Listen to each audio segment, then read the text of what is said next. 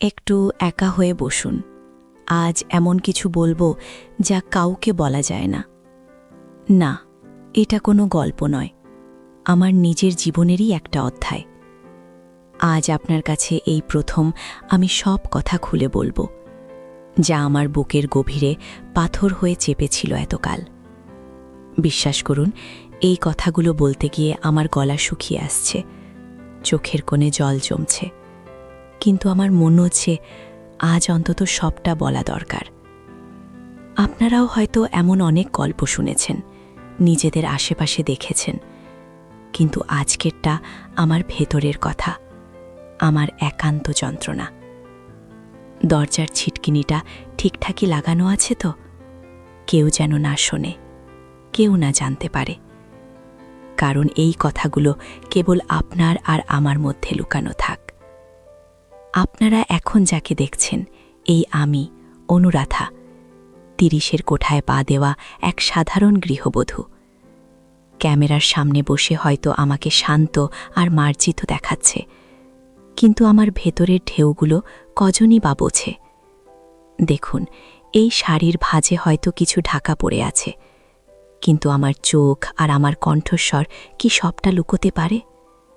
এই যে আমার আঁচলটা আলতো করে আমার কাঁধ ছুঁয়ে আছে, বা যেভাবে আমার চুলগুলো এলোমেলো হয়ে কানের পাশ দিয়ে নেমে এসেছে, এর সবটা কি শুধু পোশাকের কথা বলে? আমার এই গড়ন, এই শরীরের প্রতিটি বাঁক প্রকৃতির নিজস্ব এক শিল্প, যা হয়তো অনেকের চোখেই পড়ে, কিন্তু তার গভীরে কি শুধুই সৌন্দর্য, নাকি লুকানো আছে তীব্র আকাঙ্ক্ষার এক অন্য ইতিহাস? আমার বাড়ি উত্তর ২৪ পরগনার এক একরত্তি গ্রামে, যেখানে এখনও বিকেলবেলায় শাঁখার আওয়াজ শোনা যায়, আর সন্ধেবেলায় তুলসী তলায় প্রদীপ জ্বলে। একান্নবর্তী পরিবারে বেড়ে ওঠা, চিরাচরিত বাঙালি মূল্যবোধ নিয়ে আমার পথ চলা। আমার বিয়ে হয়েছিল প্রায় ১০ বছর আগে। স্বামী সুমন্ত পাশের গ্রামেরই ছেলে, খুব ভালো মানুষ, শান্তশিষ্ট আর দায়িত্বশীল। বিয়ের পর থেকেই আমাদের সংসার জীবন খুব গোছানো ছিল। সুমন্ত তার কাজ নিয়ে ব্যস্ত থাকত, আমি সংসার আর বাড়ির বাকি সদস্যদের দেখতাম, শ্বশুর শাশুড়ি আর আমার ছোট দেবর রনি। রনি তখন কলেজে পড়ত, আমার থেকে প্রায় ৮-৯ বছরের ছোট। বিয়ের প্রথম দিকে রনি আমাকে বৌদি হিসেবে খুব সমীহ করত, পারতপক্ষে আমার সামনে আসত না। আমিও তাকে ছোট ভাইয়ের মতোই দেখতাম, আদর করতাম। ওর পড়াশোনার খোঁজ খবর নিতাম, ওর প্রিয় খাবার রান্না করে দিতাম। আমাদের সম্পর্কটা ছিল ১০টা দেবর ভাবির সম্পর্কের মতোই, সহজ আর স্বাভাবিক। কিন্তু সময়ের সাথে সাথে এই সহজ সরল সম্পর্কটায় কখন যেন একটা অদৃশ্য টানাপড়েন শুরু হলো। আমি নিজেও বুঝতে পারিনি। সুমন্ত কর্মসূত্রে প্রায়ই বাইরে থাকত, কখনো ব্যবসার কাজে অন্য শহরে, কখনো বা সপ্তাহের বেশিরভাগ দিনই গভীর রাত করে ফিরত। আমি বাড়িতে একা হয়ে পড়তাম। শ্বশুর শাশুড়ি তাদের নিজস্ব জগৎ নিয়ে ব্যস্ত থাকতেন, আর রনি ততদিনে কলেজ শেষ করে সবেমাত্র চাকরির চেষ্টা করছিল। বাড়িতে তারও অবসর সময় কাটত বেশি। প্রথম প্রথম ও যখন আমার কাছে এসে গল্প করত, আমি খুব খুশি হতাম।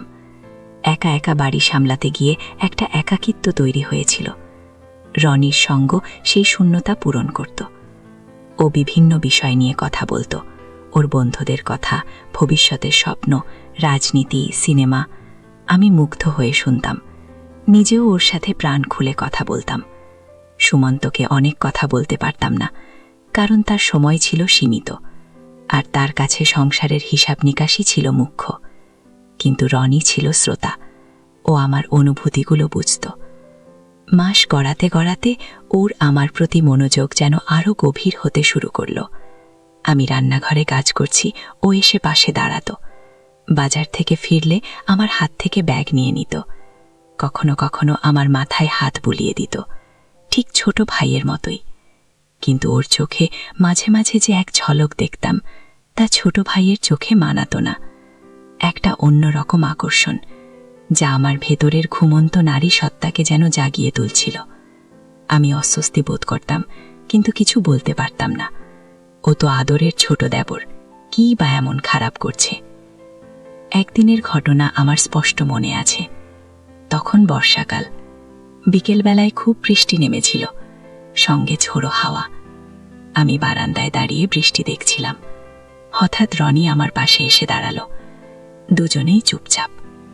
বৃষ্টির জলের ছিট আমার মুখে এসে লাগছিল, আর হাওয়ায় আমার ভেজা চুল উঠছিল। রনি আমার দিকে তাকিয়েছিল একদৃষ্টে। আমি যখন ওর দিকে তাকালাম, ওর চোখে অদ্ভুত একটা নেশা দেখলাম।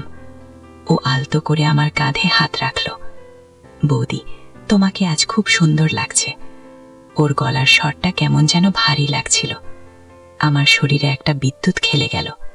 আমি কাঁপতে কাঁপতে ওর হাতটা সরিয়ে দিলাম।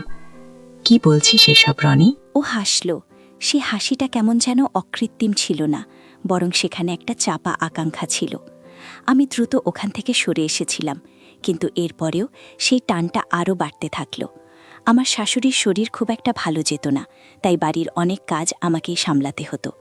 রনি প্রায়শই আমাকে সাহায্য করার অজুহাতে আমার কাছাকাছি আসার চেষ্টা করত। জামাকাপড় শুকাতে দিয়েছি ছাদে, রনি হয়তো এসে পাশে দাগিয়ে পড়ল। একটা কাপড় হাওয়ায় উড়ে যাচ্ছে, ও ধরতে গিয়ে আমার হাতটা ছুঁয়ে দিত। ওই ছোট্ট স্পর্শ কিন্তু আমার সারা শরীরে যেন আগুন লাগিয়ে দিত। আমি নিজেকে বোঝাতাম, এটা হয়তো আমারই ভুল ভাবনা, ও তো ছোট ছেলে, এসবের মানে বোঝে না। কিন্তু আমার মন মানত না। রাতে ঘুমানোর সময় বারবার ওর মুখটা আমার চোখের সামনে ভেসে উঠত, ওর কণ্ঠস্বর কানে বাজত। আমি নিজের প্রতিই বিরক্ত হতাম। কেন এমন হচ্ছে? সুমন্তকে ঠকাচ্ছি না তো? আমার ভেতরে যেন দুই অনুরাধা বাস করত, একজন আদর্শ গৃহবধূ, স্বামী পরায়ণা স্ত্রী, আর একজন এক নারী যে তীব্র আকর্ষণ আর ভালোবাসার জন্য আকুল। সুমন্ত ভালো স্বামী হলেও আমাদের সম্পর্কে গভীর আবেগ বা শারীরিক নৈকট্যের দিকটা কেমন যেন ফিকে হয়ে গিয়েছিল সময়ের সাথে সাথে। সে নিজের কাজে এত ব্যস্ত থাকত যে আমার মনের খবর নেওয়ার সময় তার হতো না। আমার একাকিত্ব আর অপ্রাপ্তিগুলো যেন রনি খুব সূক্ষ্মভাবে বুঝেছিল। একদিন রাতে সুমন্ত ফিরতে পারেনি কাজের জন্য। আমি রান্না সেরে যখন নিজের ঘরে আসছিলাম, দেখলাম রনি আমার ঘরের দরজার সামনে দাঁড়িয়ে আছে। রাত তখন 11টা হবে, বাড়ির সবাই ঘুমিয়ে পড়েছে। আমি একটু চমকে উঠলাম। কিরে রনি, এত রাতে কি করছিস সেখানে? ওর চোখে আবার সেই গভীর দৃষ্টি। ও ফিসফিস করে বলল, বৌদি, তোমার সাথে কিছু কথা ছিল। আমি অবাক হয়ে ওর দিকে তাকালাম। কি কথা? ও বলল, ভেতরে চল, এখানে ভালো দেখাচ্ছে না। আমি দ্বিধা নিয়ে ঘরে ঢুকলাম। রনিও ভেতরে ঢুকল, আর আমার অজান্তেই ভেতরের ছিটকিনিটা লাগিয়ে দিল। আমার বুকটা ধরফর করে উঠল। আমি সোফায় বসলাম, ও আমার সামনে মেঝের ওপর বসল। বৌদি, তুমি কি কিছু বুঝতে পারছো না? ওর গলার স্বরে একটা অস্থিরতা। আমি বললাম, কিসের কথা বলছিস রনি? ও আমার হাতটা টেনে নিল। আমি তোমাকে ভালোবাসি বৌদি, অনেক ভালোবাসি। আমার হাত ওর হাতে স্পর্শে কেঁপে উঠল। আমার সারা শরীর অবশ হয়ে গেল। আমি দ্রুত হাতটা ছাড়িয়ে নিলাম। ছি রনি, এসব কি বলছিস? আমি তোর বৌদি, সুমন্ত স্ত্রী, এসব কথা আর কখনো মুখে আনবি না। আমি উঠে দাঁড়াতে যাচ্ছিলাম, ও আমার হাত চেপে ধরল। না বৌদি, আমি সত্যি বলছি, আমি তোমাকে অনেক দিন ধরে ভালোবাসি। আমি তোমার চোখে দেখেছি, তুমিও আমাকে চাও। ওর কথাটা শুনে আমার মাথার ভেতরটা ঝনঝন করে উঠল। আমি কি সত্যিই চাই? আমার ভেতরে কি এই গোপন আকাঙ্ক্ষা বাসা বেঁধেছে? আমি ওর দিকে তাকালাম। ওর চোখ দুটোতে গভীর ভালোবাসা আর আকুতি। ওর মুখের দিকে তাকিয়ে আমি আর কিছু বলতে পারলাম না। আমার চোখ জলে ভরে গেল। ও আমার হাতটা ধরে নিজের ঠোঁটে ছুঁয়ে দিল। সেই স্পর্শে আমার সারা শরীর শিউরে উঠল। আমার সমস্ত প্রতিরোধ যেন ভেঙে যাচ্ছিল। আমি নিজেকে বারবার বোঝানোর চেষ্টা করছিলাম, এটা ভুল, মহাপাপ। কিন্তু ওর চোখের আকর্ষণ, ওর ভালোবাসার তীব্রতা আমাকে যেন একটা অতল গহ্বরে টেনে নিয়ে যাচ্ছিল। এরপরে সময়গুলো আরও জটিল হয়ে উঠল। রনি আমার কাছে আরও বেশি আসা শুরু করলো। যখনই সুযোগ পেত আমার সাথে নিভৃতে কথা বলতো। ওর কথাবার্তায়, ইশারায় ভালোবাসার প্রকাশ বাড়তে থাকলো। আমারও ভেতরে একটা তীব্র আকর্ষণ তৈরি হয়েছিল, যা আমি জোর করে অস্বীকার করতে পারছিলাম না। রাতের বেলা সুমন্তর অনুপস্থিতিতে ওর মেসেজ আসতো আমার ফোনে, খুব মিষ্টি আর আবেগময় কথা। আমি উত্তর দিতে দ্বিধা করতাম, কিন্তু একসময় নিজেকে আর আটকাতে পারতাম না। রাতের নির্জনতায় ওর কথাগুলো আমার একাকিত্বকে দূর করত, আমার ভেতরে এক অজানা শিহরণ জাগিয়ে তুলত। আমাদের সম্পর্কটা যেন একটা চোরা বালির মতো ছিল। যত বের হতে চাইতাম তত বেশি গভীরে ডুবে যেতাম। রনি আমার প্রতিটি দুর্বলতা জানত, আমার একাকিত্ব, সুমন্তর অভাব, আমার মনের ভেতরের অপ্রাপ্তি। ও খুব সূক্ষ্মভাবে সেই দুর্বলতার সুযোগ নিত, আমাকে মানসিকভাবে সম্পূর্ণভাবে নিজের দিকে টেনে নিয়েছিল। ওর প্রতিটি কথা, প্রতিটি স্পর্শ আমাকে অন্য এক জগতে নিয়ে যেত, যেখানে আমি অনুরাধা ছিলাম না, ছিলাম শুধু একজন নারী যে ভালোবাসা আর উষ্ণতা খুঁজছিল। একদিন দুপুরে শ্বশুর শাশুড়ি ক্যামের অনুষ্ঠানে গিয়েছিলেন। সুমন্তও ছিল না। আমি বাড়িতে একা ছিলাম, রান্না করছিলাম। রনি হঠাৎ এসে পেছন থেকে আমাকে জড়িয়ে ধরল। ওর উষ্ণ নিঃশ্বাস আমার ঘাড়ে এসে লাগলো। আমি জমে গেলাম। রনি, কি করছিস? আমার গলা দিয়ে স্বর বেরোচ্ছিল না। ও আমার কানে ফিসফিস করে বলল, আর পারছি না বৌদি, আর কতদিন এভাবে লুকিয়ে রাখবো? ওর বাহুবন্ধন আরও শক্ত হল।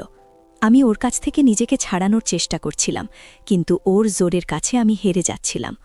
ওর ভালোবাসার তীব্রতা ও শারীরিক সান্নিধ্য আমার সমস্ত শক্তি কেড়ে নিচ্ছিল। আমার মন বলছিল এটা ঠিক নয়, কিন্তু আমার শরীর যেন বিদ্রোহ করছিল। সেই দিন থেকে আমাদের লুকানো সম্পর্কটা আরও গভীর হল। রনি আমাকে বোঝাতো, ভালোবাসা কোনো ভুল নয়, সমাজের নিয়মগুলো ভালোবাসাকে আটকাতে পারে না। আমিও ওর কথায় যুক্তি খুঁজে পেতাম। আমার ভেতরের নৈতিকতা আর আমার আকাঙ্ক্ষার মধ্যে এক ভয়ঙ্কর যুদ্ধ চলত প্রতিদিন। রাতে সুমন্ত যখন ফিরত, আমার বুকের ভেতরটায় কেমন একটা চিনচিনে ব্যথা হতো। আমি নিজের চোখে চোখ রাখতে পারতাম না। অপরাধবোধ আমাকে কুড়ে কুড়ে খেত। কিন্তু পরদিন সকালে যখন রনির সাথে দেখা হতো, ওর মিষ্টি কথা আর ভালোবাসার চোখে আমি সব ভুলে যেতাম। রনি মাঝে মাঝে আমাকে ব্ল্যাকমেল করার মতো কথাও বলতো, যদিও সেটা সরাসরি ব্ল্যাকমেল ছিল না। ও বলতো, যদি তুমি আমাকে ছেড়ে যাও বৌদি, আমি মরে যাব। আমি তোমাকে ছাড়া থাকতে পারবো না, সবাই জেনে যাবে আমাদের কথা। ওর এই কথাগুলো আমাকে আরও ভীত করে তুলত। আমি জানতাম এই সম্পর্ক ধরা পড়লে সমাজে আমার আর কোনো জায়গা থাকবে না। সুমন্তর সাথে আমার সম্পর্ক নষ্ট হবে, পরিবারের মুখে কালি লাগবে। কিন্তু রনির ভালোবাসার জালে আমি এতদূর জড়িয়ে পড়েছিলাম যে বেরিয়ে আসার পথ খুঁজে পাচ্ছিলাম না। আমি ওর মানসিক দুর্বলতার সুযোগ নিয়েছিলাম, নাকি ও আমার? এই প্রশ্নের উত্তর আজও আমি খুঁজে পাইনি। আমাদের এই গোপন অভিসার চলত দিনের পর দিন, মাসের পর মাস। রাতের নির্জনতা, দুপুরে বাড়ির শূন্যতা কিংবা অজুহাত খুঁজে বাইরে যাওয়ার মুহূর্ত, প্রতিটি সুযোগে আমরা কাজে লাগাতাম। প্রতিটি স্পর্শ, প্রতিটি কথা, প্রতিটি দেখা যেন একটা নিষিদ্ধ ফল খাওয়ার মতো ছিল। তীব্র উত্তেজনা, ভয় আর এক অদ্ভুত আনন্দ মিশে থাকত তাতে। আমার ভেতরের অনুরাধা যেন সম্পূর্ণ বদলে গিয়েছিল। যে অনুরাধা একসময় সমাজের নিয়মে বাধা ছিল, সে এখন সমাজের চোখকে ফাঁকি দিতে শিখছিল। কিন্তু ভেতরে ভেতরে আমার শান্তি ছিল না। আমার হাসিগুলো যেন কেমন ফিকে হয়ে গিয়েছিল। আমি নিজেকে আয়নায় দেখলে নিজেরই লজ্জা লাগত। এই আমি কি সেই অনুরাধা? আমি নিজের সাথে যুদ্ধ করে যেতাম প্রতিদিন। সুমন্তর কাছে আমি কিভাবে সব লুকাচ্ছি, শ্বশুর শাশুড়ির কাছে আমি কিভাবে স্বাভাবিক আচরণ করছি। এই অপরাধবোধ আমাকে তিলে তিলে শেষ করে দিচ্ছিল। আমার শরীর ভেঙে যাচ্ছিল, রাতে ঘুম আসত না। এক রাতে আমি কিছুতেই ঘুমাতে পারছিলাম না। সুমন্ত ঘুমিয়েছিল পাশেই। আমি উঠে বসলাম। আমার মনে হচ্ছিল এই জীবনটা আর টেনে নিয়ে যেতে পারছি না। এই লুকানো সম্পর্ক, এই অপরাধবোধ, এই ভয় সব আমাকে মেরে ফেলছিল। আমি সিদ্ধান্ত নিলাম এর একটা শেষ করতেই হবে। পরের দিন সকালে আমি রনিকে ডেকে পাঠালাম। ও যখন আমার ঘরে এলো, ওর চোখে সেই চিরচেনা ভালোবাসার আলো। আমার বুকটা কেঁপে উঠল, কিন্তু আমি স্থির ছিলাম। রনি, আমার গলাটা কাঁপছিল। আমাদের এই সম্পর্কটা আর চলতে পারে না। ওর মুখের রং ফ্যাকাশে হয়ে গেল। কি বলছো বৌদি? ও আমার হাত ধরার জন্য এগিয়ে এলো। আমি হাত সরিয়ে নিলাম। আমি যা বলছি ঠিকই বলছি। এটা ভুল, এটা পাপ, এটা আমাদের সবার জীবন নষ্ট করে দেবে। ও আমার পায়ে পড়তে যাচ্ছিল। না বৌদি, আমি তোমাকে ছাড়া বাঁচব না। তুমি আমাকে ছেড়ে যেতে পারো না। ওর চোখে জল এসে গিয়েছিল। আমি ওর হাত ধরে উঠিয়ে বসিয়ে বললাম, আমি জানি রনি, তুমি আমাকে কতটা ভালোবাসো। আর আমিও হয়তো একসময় দুর্বল হয়ে পড়েছিলাম, কিন্তু এই পথটা আমাদের জন্য নয়। তুমি আমার দেবর, সুমন্তর ছোট ভাই। এই সম্পর্ক আমাদের পরিবারকে শেষ করে দেবে। আমরা দুজনেই ভুল করেছি। তুমি নতুন জীবন শুরু করো, পড়াশোনায় মন দাও, চাকরি খুঁজছ, বিয়ে করো। এই ভুল থেকে বেরিয়ে আসাটাই আমাদের জন্য ভালো হবে। ও অনেক বোঝানোর চেষ্টা করল, অনেক কাঁদল, আমিও ওর সাথে কাঁদলাম। কিন্তু আমার মন শক্ত ছিল। আমি জানতাম এই সম্পর্ক থেকে বেরিয়ে আসাটা কতটা কঠিন, কিন্তু এটা করা ছাড়া আমার কোনো উপায় ছিল না। আমি ওকে বোঝাতে সক্ষম হলাম। ও ভেঙে পড়লেও শেষ পর্যন্ত আমার কথা মেনে নিল।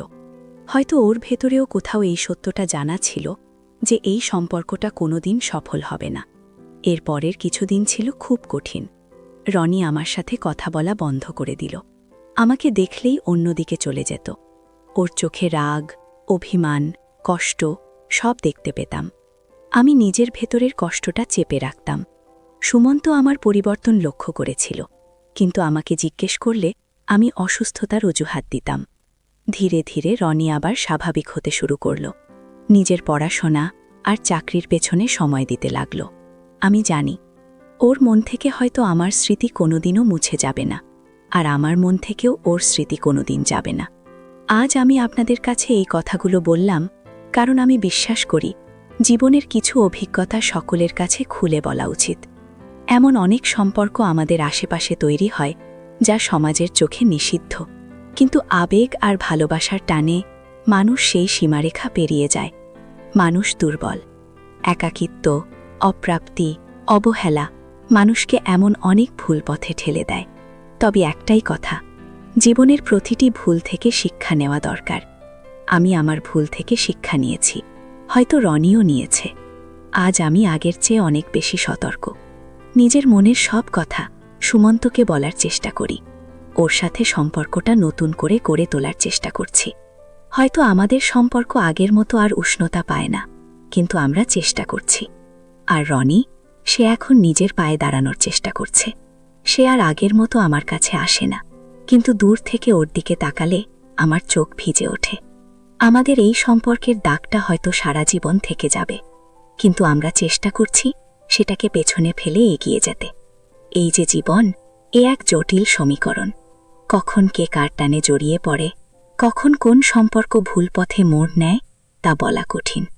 তাই সবাইকে বলছি, নিজের প্রতি যত্ন নিন, নিজের মনের খবর নিন। একাকিত্ব যেন আপনাকে গ্রাস না করে। আর যারা এমন সম্পর্কের জালে জড়িয়েছেন তাদের জন্য বলছি, সময় থাকতে বেরিয়ে আসুন, কারণ এই পথ শুধু কষ্ট আর অনুশোচনা নিয়ে আসে। সাময়িক ভালো লাগা একসময় বিষাদের কারণ হয়।